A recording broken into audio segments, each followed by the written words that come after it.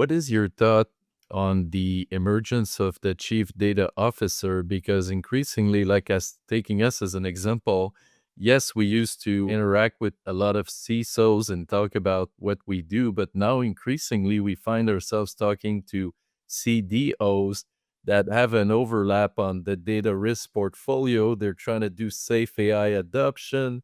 All the AI pilots are stuck. And often we hear, well, they're stuck because a guy did a pilot in a basement, but now we can't scale that enterprise wide. We don't know what the hell is going to go in prompts and file uploads, etc. So how does that all fit together?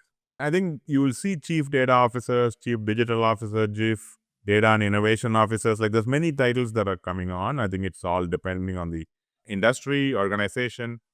Large banks, large enterprises tend to have chief data officers where the data sprawl is huge. I mean, data is one thing that you need to understand how it's created, how it's stored, how it's accessed, how it's disposed.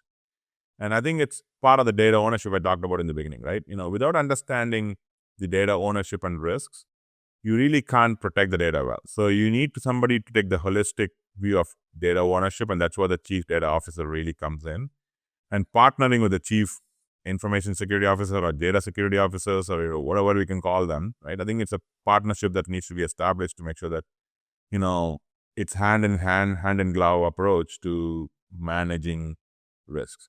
I mean, I don't know that any organization out there, very few organizations out there will have a master control of where the data is, how it's accessed, how it's stored, how it's, used.